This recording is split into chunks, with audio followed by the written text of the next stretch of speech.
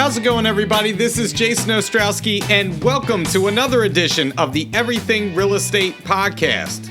In today's podcast, we are going to be covering the topic of keeping the deal together when there are home inspection issues. Now, I know that some of you out there are saying, what home inspections? Because many home inspections during the pandemic years have been waived, and that's what we've been used to dealing with. But number one, you are inevitably going to have another home inspection. Number two, the market will eventually shift. Everything changes, and home inspections will become the norm again. And number three, if you're listening to this podcast as a newer agent, you may not know how to negotiate a home inspection. You may not be used to dealing with home inspections. So that gives us a unique opportunity to hone our skills with my special guest today, Bill Alexander. Bill has been in the real estate business for 34 years. He brings a ton of experience, and the past 17 of which he has been the sales leader of our Laurel Home Marketing Center. And we're going to lean into his expertise at negotiating techniques and people skills in today's episode. So let's get right into it with Bill, and we'll pick it up on the other side.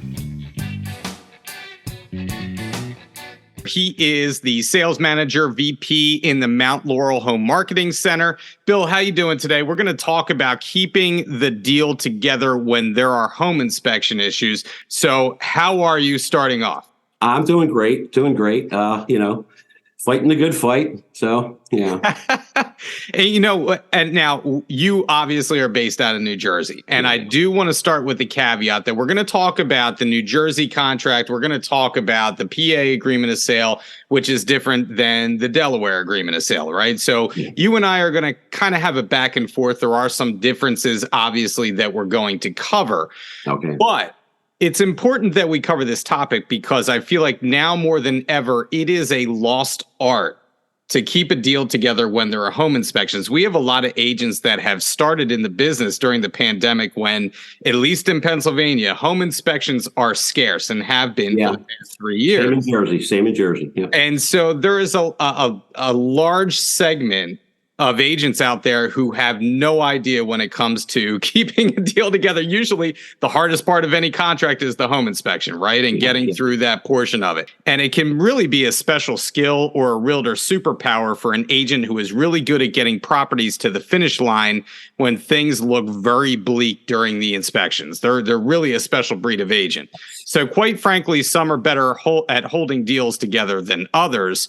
And I want to start by asking you, what do you think is the most important aspect of keeping a deal together when there are home inspection issues? I think the most important thing is setting the expectation for both the buyer and the seller. Too often we do not discuss what's going to happen within that paragraph of the home inspection. And I think if you set the expectation right up front, it'll be a lot easier. It'll save you a lot of hours negotiating, and it may save the deal. They've gone to the water cooler at work and here, and they've heard of someone saying, well, yeah, they wouldn't do my 99 request, so I walked away. So in the back of a buyer's mind, they're already thinking that if there's a problem, they can walk away. And the reality of that is we have a legally binding contract, and it does state what they can and can't ask for. But somehow or another, we've lost that interpretation. We in New Jersey, if you miss the commitment date, everybody's upset. Well, there's no such thing as a true commitment date until the money's there. But in a home inspection, we just act like it's not a part of a legally binding contract, treat it separately, and we're all off as renegades. And that's what happens. So setting that expectation with the buyer, extremely important. I know in today's market, you don't have a lot of time to sit down with a buyer because things are on the market and they're gone. I understand that. But at some point in time, you have to do some sort of a consultation with them, going through what they will be signing and keying in on the home inspection paragraphs that we have in paragraph 16 of the New Jersey contract. With the sellers, it's a lot easier because you're basically at a listing appointment and you can discuss it at that point, reference the paragraphs in the contract and tell them what they would be responsible for. Our contracts state that the seller is selling in an as-is state. The as-is state is considered all major mechanicals are in working order unless otherwise noted. That's what as is, the actual interpretation of that is not that way. They think that it says as is, so if there's any problems, they don't have to do anything, but they are responsible. And an as is state does mean that everything is working unless otherwise noted and disclosed. And so it's a little easier with the seller. You have that time at the listing appointment to go over things. And I've always told my agents, and I did myself, when you get into the middle of this home inspection and there's issues and they want this done or that done, think about this. It's best to work with the devil you know. So killing that deal and waiting for another offer to come in, you could get, you might get a couple more thousand, but suppose that buyer is a little bit more aggressive with the home inspection issues. And also on the flip side, as a seller, you now need to, in New Jersey anyway, disclose what problems were found in that home inspection. So why not deal with the devil you know? In a regular market, a normal market, you're not going to have 3 buyers lined up. So it could take you 2 or 3 months of your mortgage payments, this and that, when you could have spent $3,000 that month, been done with it, saved money and closed. So that's how we like to explain it to a seller. Yeah, I mean, a lot of that is the same in Pennsylvania in terms of setting that expectation, especially, I find on the buying side, first-time home buyers, I'm not trying to pick on them, but this is their first experience going through this. Yeah. So when a home inspection report comes back, immediately they want to ask for everything that's on the report typically, right? Yeah, and mom and dad have told them they ask for everything. Exactly. It's a terrible home, you don't want to buy it. you have Uncle Pete from down the street telling them that they need to ask for everything under the sun. Exactly. And that's, we need to get to them in advance and set that expectation that, one thing in Pennsylvania we always deal with, there's always inspection truisms, right? Yeah. One is usually a property will always have a grading issue of some kind that always pops up on the report. Your oven will have or not have an anti-tip bracket probably 99% of the time. These are the issues that you need to have conversations with them in advance and say, listen, there's nuance to everything. Yeah. And with the report, they have to write it in a certain way where there's a lot of, covering your backside going on, right? So, and it's also with GFIs in New Jersey, you don't have a GFI, or there's always a reverse polarity outlet. No matter what, it could be a brand new construction, there's going to be a reverse polarity. Yeah, double taps, all that good stuff, know? And so having that conversation in advance, I totally agree with you. That's the best thing that you can do to head off trouble down the line. On the selling side, like you said, the devil right? If we cancel the deal over inspection issues, we want to try and work it out as much as possible, because then you do have to disclose everything that is on that inspection report. Any material defects need now to be known by any future buyer, which could put them in the same position or even worse moving forward. So we always want to cover the expectations for any deal. Totally agree with you on that. So I know in the New Jersey agreement of sale, it's different from the PA agreement of sale, which is different from the Delaware agreement of sale. So since you're in New Jersey, I want to talk about your New Jersey agreement of sale. What best practices should your agents apply with their own contracts in order to help hold the deal together when it comes to inspections in advance? Well, the first thing is, I'm kind of going back, regressing a second, is when you're setting the expectations with the sellers and the buyers, I always remind the agents, and I did it myself when I sold, that this is going to be a legally binding contract. That will help a lot of the younger first-time buyers when they're talking to their parents to let them know, I signed a legally binding contract. So if you've signed a legally binding contract, what does that mean? We need to work within the parameters of that contract. So with buyers, I'll have my agents, and I suggest all agents, go through what we call paragraph 16. And in paragraph 16, it references a previous paragraph about what a realtor is an expert on and what we're not. We can't determine grading, we can't determine electrical issues, all that. But it lists out a bunch of things that they should have inspected.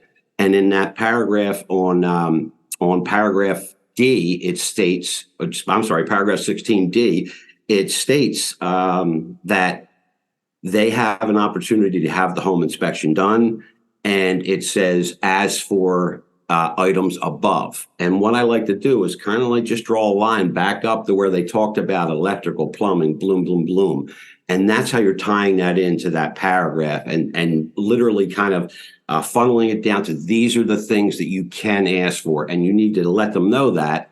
And again, backing it up with legally binding contracts. So if they're going to ask for, nails, golden nails instead of this and a doorknob tighten, it's not going to be covered. They have to work within the parameters of a legally binding contract and within that paragraph 16. So that's how we deal with the buyers. With the sellers, what we talked about a little bit earlier, talking about as is, there's a paragraph that states in paragraph 16, they are selling it as is, but highlighting that area as an agent and showing it to the seller that you are responsible for the above items, that you must cure those items. And again, reminding that seller, I know I say this a lot, but it works very well. The legally binding contract you're going to sign states that you will fix this. And an as-is condition means that all the major mechanicals are in working order unless otherwise noted and disclosed. So that kind of gets them into the mindset that, okay, if there's problems, I know I would have to fix electrical, plumbing, blah, blah, blah. And also when you're with a seller, it doesn't really hurt to go over an estimated closing cost. I know that's a lost art anymore because everything's computerized, but you might want to maybe rip out an old one, write it down with a pen, and put in there some miscellaneous repairs that may be needed from home inspection. In the PA agreement of sale, it's pretty well specified in the inspection contingency section what the home inspection could possibly cover. There is a litany of things that you can do from there. And then there's all kinds of stuff, surveys, on-site septic, radon, all these good things, wood destroying insect, and you elect them or you basically waive them. The three factors that we usually see are the three common ones are the home inspection contingency, the radon, and wood destroying insect, but it can go well beyond that. I think, again, it comes down to setting that expectation because, do you need to have a survey on a property? Probably not 99 out of 100 times, but there are buyers out there that want to do that. And I think it comes back to having the conversation initially. In our contract, it is pretty well specified. I do like the way that they do things regarding the home inspection contingency itself. The home you state as is, right, in the New Jersey contract. This is separate from the inspection contingency, but the property must be in the condition that it was seen in, right? So that if the kitchen burns down, the seller is on the hook to redo the kitchen prior to settlement, obviously. So one thing I wanted to get into with you is the time frames in New Jersey, because one thing that is a chronic issue I find in Pennsylvania is people sticking to their proper timelines. And so timelines are always so important to any home inspection contingency, yet we've all worked with co-ops and agents who have either completely missed their contract deadline or they dispute the dates that are in the timeline or where they may extend to. So what can we do as agents to make sure all parties are on the same page when it comes to our timelines for inspections? I coach the agents and tell the agents that as soon as you put the deal under contract, however you want to do it, you want to write it on a cocktail napkin, whatever. I would use my phone, put it in my calendar, put all the dates when they're happening. With the home inspection, we have a 14-7-7. So the buyer has 14 days from expiration of attorney review to supply a report and a request. And they are calendar days. They do not include any federal holidays. So as an agent, you need to make sure, more particular as a buyer's agent, you need to make sure you get it done in time. Then what the next thing is, the 7 is the seller has 7 days to respond to that buyer's request, whether they will or won't, or start negotiating with it.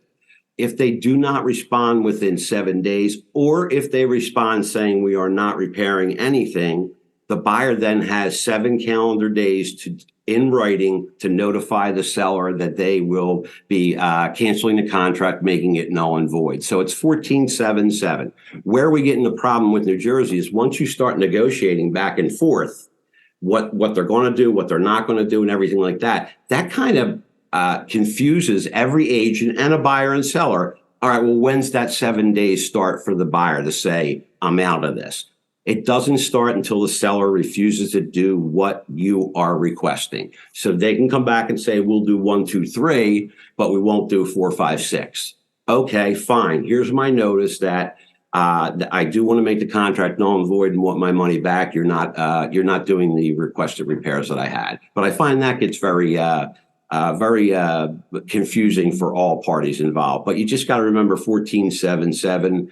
And again, whether you're representing a seller or a buyer, make sure you mark it in your calendar, give yourself enough time. Home inspectors are not that busy now, but remember, there was a point they were backed up. You may have a great home inspector you want to use, and they can't work it within that time period, and you wait till 3 days before to call them. No, call them immediately as it's under attorney review. Book it tentatively for the buyer at that point, and that'll stop that also. Yeah.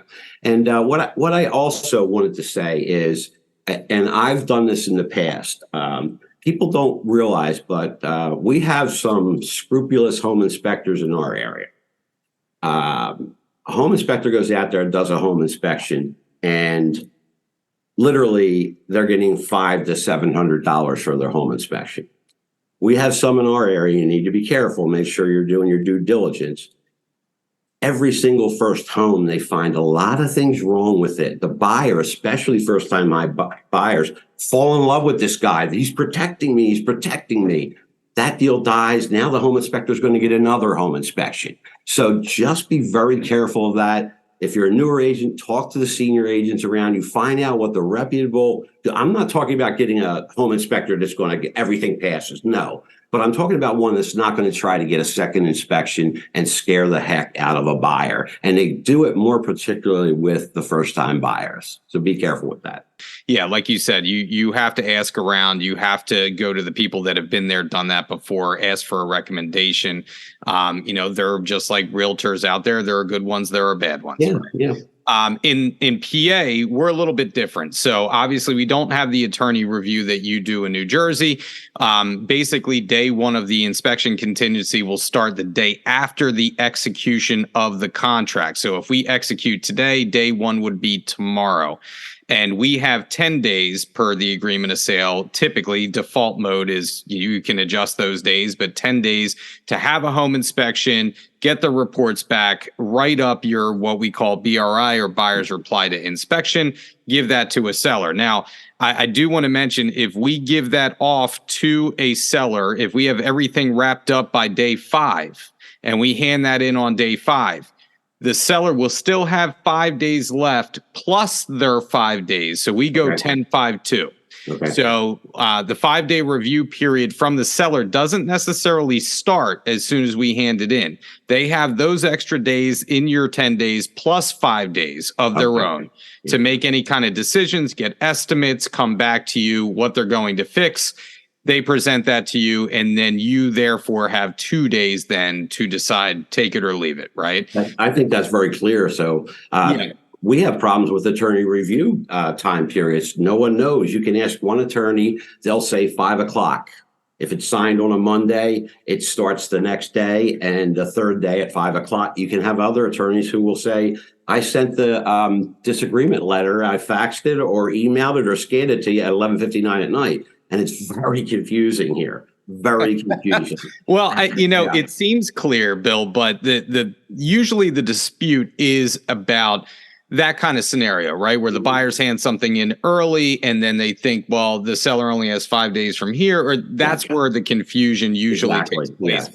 And that's why I'm going over that. I do appreciate the agents that you get into business with that will, send you a timeline, right? And that you both agree on. After you go under contract, you agree on the dates that you're looking at, right? What's my 10th day? It has to be in by this point. You both agree. Therefore, there's no dispute moving forward. So that extra email that you may send regarding that goes a long way to keep everything in line, right? Yes. And with your calendar, when you're putting in your own calendar on your phone, you can invite them. So it's going to go to them and they're accepting it. So everybody at that point pretty much is in agreement if they accept those dates and invitation you send them. Yeah. Yeah. It's always the little things that keep something together. Right. And I do want to, we're going to get into, writing basically your reply or, what you're going to ask for. I do want to talk about negotiation a little bit, because obviously so much of getting through an inspection period is the negotiation itself. And just personality wise, I do want to throw out there, typically American culture is that it's win-win, right? We approach things that, it's fair to you, it's fair to me, let's strike a deal. When it comes to inspections, we have all dealt with agents who are out to just destroy you, right? Yes. And it's win for them, lose for you. But that really doesn't help you get to the finish line, right? Usually those are the agents that have most deals fall apart because they have a posture that is very aggressive. Yes. And so I find that the agents that are best to deal with are those that can basically find those pain and pleasure points that someone can live with something. Doesn't necessarily mean it's fair, doesn't necessarily mean that parties are going to be happy, but something they can both agree to get it to the next stage. Do you agree with that? I always reference back to a old saying I had from a builder I worked for. He, get the junk on the truck. That's your job. Get the junk on the truck. It is not your home. It is not your mortgage payment. You're not signing a deed. Your job's get the junk on the truck, get the deal through. And too many agents will respond with, well, they're never going to do that. Why would you say that? Ask your client if they'll do it and come back. That adversarial attitude they have, and they're answering for their buyer or seller, you're going to have hard and a difficult time negotiating when they do that. That's why I always do within the letters, always, and be redundant with the legally binding contract we signed. Paragraph 16 states, blah, blah, blah. You keep on doing that and being redundant with your request or your replies back, because that agent now has to give that to the seller or the buyer. And the buyer saying legally binding, the agent's now going to have to reference a contract and show them it's legally binding, instead of saying, oh, no, the heck with that. We can go get another buyer, or we'll find another house. So it makes them reference the contract that's legally binding. And I think that kind of calms everybody down, and they start looking at it from a little bit less of an emotional point and more of a legality and contractual point. Yeah, and I want to go back and touch upon what you said a little bit earlier when you talked about that the agents we all deal with agents who are negotiating without the seller's permission, right? Yes. And there is nothing that drives me more nuts than that. I know. Because like you said, it's like they get their emotion involved in it, right? It should be an emotionless process for you, the agent. Yes. Your job is to take the request back to your client and let them make the decision. Sure, you can advise them. It's your job to advise them. But do not answer for your clients. And that does drive me up a wall, because that's the last thing that we should be doing as agents. So just wanted to point that out. That's a great point. I always try to tell my agents, there's no such thing as my buyer and my seller. The moment you say that, you put a division there, and now you don't have a connection with that agent. It's the buyer, the seller. And that one little statement makes things a lot easier, because the other agent knows that you could be working with them. And it's not your buyer against their seller. It's just little nuances like that would help you in negotiating. I couldn't agree with you more. I totally agree with that statement. I know that, I catch myself sometimes. Oh, yeah, my buyer, myself, right? We all do it, but it is true that the small little differences make the difference in these transactions. So we spoke about setting the expectation. We spoke about contracts, timelines. Now let's get into about writing a proper reply to inspection or repair request or change in terms addendum, buyer reply, whatever you would call it, where you're located in our footprint. Okay. Can you talk about some of the best practices when it comes to putting together a proper list of items of repair, and how to ensure the buyer and seller will be on the same page without any ambiguity involved? Yeah. Again, that goes back where we started with setting the expectations, talking about it being a legally binding contract, and showing them what they can and cannot ask for. So that should help you a little bit when this request letter starts to happen. In New Jersey, we don't have an addendum or anything. It's just the buyer writing an email, supplying parts of the home inspection, or just the condensed page with what's wrong, they supply that to the seller's agent and the seller, and they go from there. So everything's back and forth in email. So I wish we did have an addendum. It would make things life a little easier. But what I always say with the buyer's point of view, when they write that letter, you can guide them. You can't write it in New Jersey. You cannot do anything. You can't write it. You can't put your print to anything. They have to do it, but you can guide them. What they need to do, again, and I know it's very redundant, but it works excellently. I've had a couple of lawyers tell me great response letter, is saying that we're looking forward to closing on the home. We're very excited about it. But during our home inspection, several issues came up. As per our legally binding contract signed on such and such, and that became legally binding after 3 days, these are the following items we'd like addressed. And with each item that you're addressing, it could be, there's as per paragraph 16, plumbing, there is a leak in the kitchen sink. As per the legally binding contract, we would like that repaired. And you go on for that with what they have.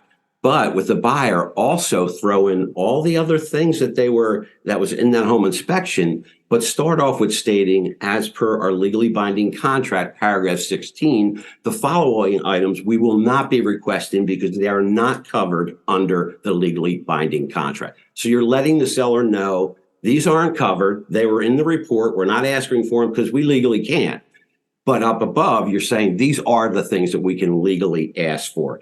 And it'll force the agent, when they go over that letter, the seller's agent, to have to reference the contract. And they'll have to have that seller looking at the contract and looking at that paragraph to realize, yes, I am responsible for this. Because if not, you get a lot of sellers, especially in today's market, sellers agents who they don't care. There's going to be a buyer around the corner.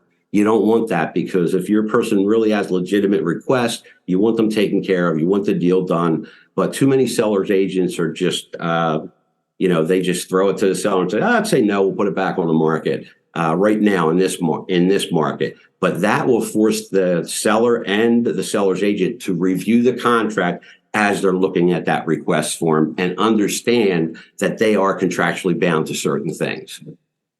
Yeah, in PA, obviously, we do things pretty differently, I would say. We have our own addendums. We have the buyer reply to inspection. We have the change in terms addendum that, we essentially put the items that are agreed upon between buyer and seller. That's how we kind of bind everything together. But I do want to talk about how we actually write these addendums, because a lot of times I think there is in PA, we're left as agents writing this reply and are writing what we're going to ask for to be repaired. I like to use as much of the inspection report as possible. So, for example, you referenced going back to the terms of the contract. What I like to do when I'm writing whatever it is to be repaired is to be very specific based on that home inspection report. So I may say, per the home inspection report, page 9, seller shall repair, double taps and broken wires in the electrical box, blah, blah, blah, blah, blah, right? And just use the wording specifically that is in that inspection report. When it comes to, say, a structural issue, there may be a structural report. I would copy and paste some of that wording in that contract, because when you start applying your own language in PA and you are not a lawyer, that can only lead to bad things, right? So we want to use as much of the proper language as possible, copy and paste a lot of it that we can use in our addendums, make use of the addendums, because that's what they're there for. They're drawn up by lawyers. So we want to make sure to approach it the right way. I think when you get less detailed and you leave that space for interpretation, that's where problems are. So get very detailed, very specific in what you are asking for to be repaired. Does that make sense to you, Bill? Yeah, it does. And in New Jersey, unfortunately, we do not have to take what's agreed upon with the home inspection repairs and put it to an addendum form. That is not something that we need to do. And I also find that some sellers are like, well, it's reverse polarity, and I know how to fix that. So if the seller is going to be fixing something themselves, always make sure they're writing that response in. It will be done by the homeowner in a workmanlike manner. Because the last thing you want to do is have a buyer get to the table and the seller says, I fixed this, this, and that. And the buyer was expecting a contractor to fix it. So if the seller is doing some work themselves, make sure that that's within your negotiation and letting the buyer's agent and buyer know that they're doing it. And be as specific as possible. And what I try to have my agents do is once we do come to an agreement there, try to put it to an addendum form. If not, all we have really is just kind of hearsay, a couple emails. That's not anything that's legally binding. But you get pushback in New Jersey from the listing agents because number one, they don't want to do an addendum. So I'll tell my, seller's agent supposed to do it. I'll tell my buyers or my agents that are buyers agents, do the addendum, be specific with it. This way you got a jump start on it. And they're also very concerned that addendum needs to go to the mortgage company. And they think if the mortgage company sees it, there's going to be a problem. No, that does not have to go there. It has nothing to do with the terms of the financing at all. That addendum does not need to be forwarded to a mortgage company. Now it will if there's a credit coming out for a structural problem. Obviously that will. But if we're fixing a few electrical things, a few plumbing things, patching a roof or a chimney cap, that does not need to go to the lender. And that's what we have the argument from the seller's agents all the time. I don't want to put it to addendum form because it has to go to the mortgage company, and it does not. I've seen so many different times. I've had an agent come out of the closing or it's going on and they're like, they didn't do the repairs. I'm like, well, did you have an addendum done? Well, they didn't want to do an addendum. I'm like, that's when you have to insist upon the addendum, be as detailed as possible without becoming an attorney with that addendum, and list exactly what, how, and when it's going to be repaired. We also run into problems where the repairs are done, but we can't get receipts or warranties or anything from the seller. So make sure that's in the addendum, that all receipts, all warranties will be distributed to the buyer or buyer's agent at completion of work. You don't want to get them at the table because suppose they did something that you didn't want done. So try to get all those receipts and information up front. And that detailed addendum will help you out immensely. You want to be specific as possible with these items because, like you said, you just in what you said right there, there's so many problems that can arise by not taking that extra step to be detailed in your work. Yep. And I feel like that's when, again, deals fall apart. The more specific you are, the more you're going to bat. You're going to bat for your clients to make sure that the deal actually gets completed. All right, before we get out of here, I got one more question. Okay. For you. So I was just Googling. I think I was on foxroach.com. I was looking at the map, looking where I know where Mount Laurel is, but I'm looking at what's around you, and I noticed that on Google Maps there is a place right around the corner from you called the Funplex. Oh, yes, yes. And I would like to know, how many days a week do you hang out personally at the Funplex? Because that looks pretty amazing to me. I got to be honest with you. It actually is. And now they're building a hotel that's connected to it right now. I saw that. 3/4 of the way done. The place is always packed. I tried to have some office events there, but I couldn't fit it into their schedule. And occasionally, my wife and I are like little kids. We don't want to go down the shore. We want to go play games. We'll go there at nighttime, play some games, skee ball and everything else. Amazing place. Also right around the corner is a golf center too. So that's great too. So, so we got a great location here. You can jump on 295 and get to Philly or go up north. So yeah, it's, we have a lot of fun things in the area, and I have an office that loves to enjoy fun. So that's great. Yeah.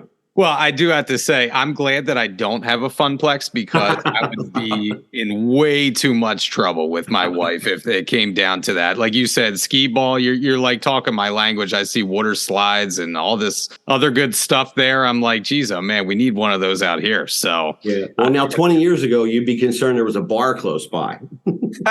Yeah, that's true. That's very true. I've kind of shifted back into being a child again. You know what I mean? Same here. I'm always so. childish.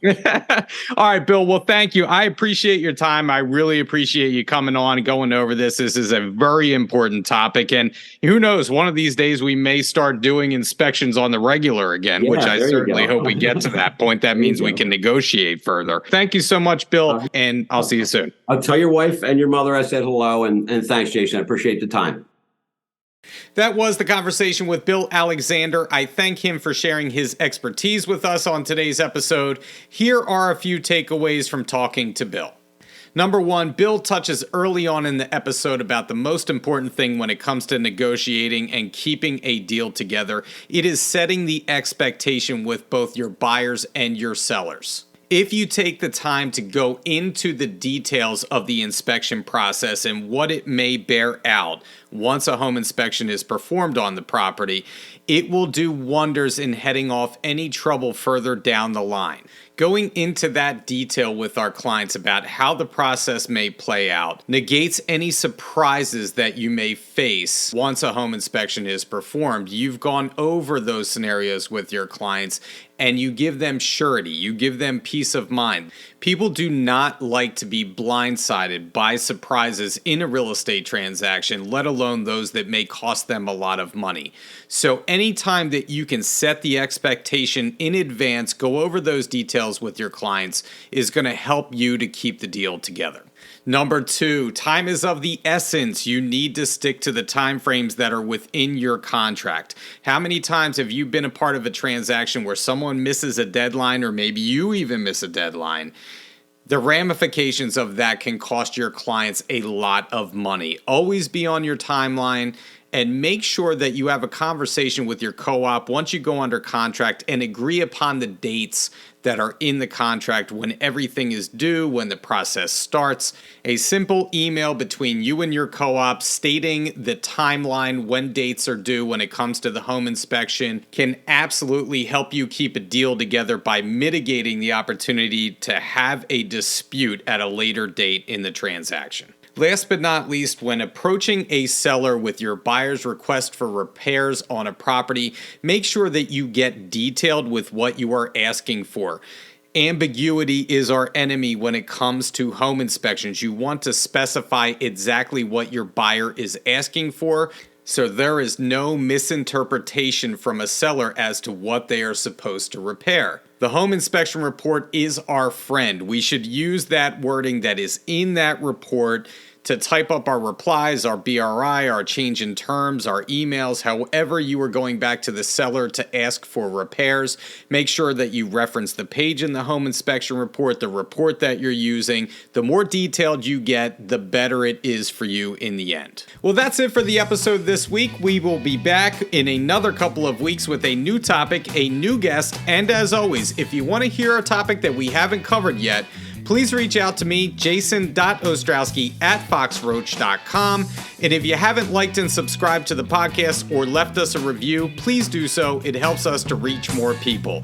This is Jason Ostrowski once again saying stay safe out there, stay selling, and we'll catch you on the next episode of the Everything Real Estate Podcast.